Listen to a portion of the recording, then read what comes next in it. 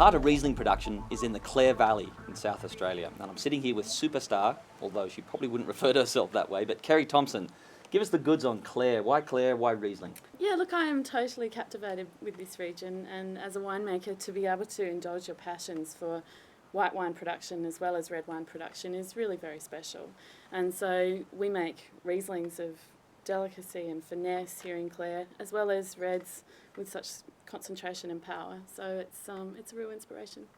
Let's actually just look at that, because to be able to grow and make a really delicate sort of style of Riesling side by side with not exactly over the top, but fairly powerful Shiraz, how does that work in terms of grape growing? Yeah, the Clare Valley is incredibly unique in terms of its climate, and we have a continental climate, so we have warm days and cool nights.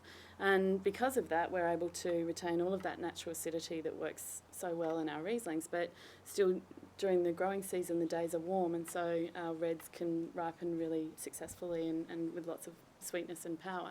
We are quite high in elevation, and so our vineyards are between 450 and 500 metres, and so really that's the secret as to why we can produce reds and whites right alongside of each other. So cool nights and altitude essentially is what gives you that sort of that flexibility, I guess. Yeah. Is there a sort of a flavour profile that is dominant in Clare Riesling, in your opinion? Yeah, for me, Clare Valley Riesling, and particularly from Watervale, is very much that punchy citrus fruit character. So lots of fresh lime, lemon, but very much with a backbone of mineral acidity and succulent to the core, I suppose. The beauty about Riesling in Australia is you can age it as well, can't you? I mean, this young version is so appealing, but then aged versions have their own character. Yes, and that's one of the beauties of Clare Valley Riesling, is that they'll continue to reward you in the cellar, cellared well. The beauty of having the lovely natural acidity is that it's a great preservative, and so the wines continue to age and develop a lovely, fresh, toasty character alongside a lot of that juicy succulence. And some of the greatest old Clare wines that I've tasted are 20-odd-year-old Rieslings from people's cellars. It's funny, most people don't even think of white wines as age-worthy wines, but certainly Riesling dispels that theory.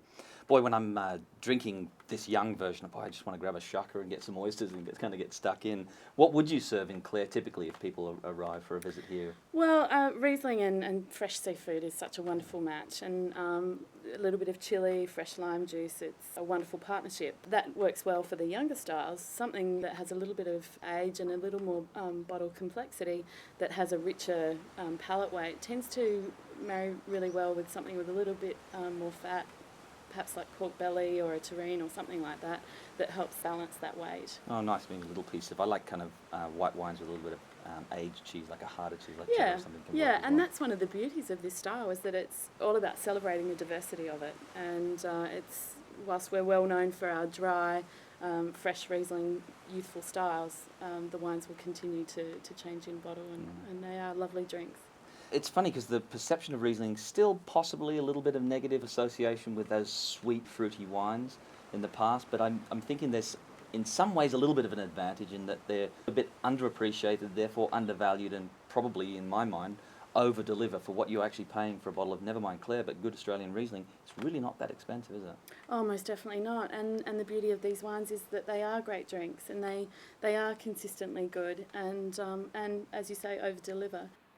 Well, I could sit here all day drinking Clare Riesling, but I should really get out and have a look around. So you're going to take me on a little historic points of interest tour, and we're going to go on to the Riesling Trail, is it? A wonderful way to get around the valley is by jumping onto the Riesling Trail, which is a bicycle track, and it used to be the train line heading north, this old supply train, and it was turned into a bike track, and so you can meander along at your own pace, and we won't be going very quickly, I can assure you. Good. Well, cheers to Clare Riesling. Cheers.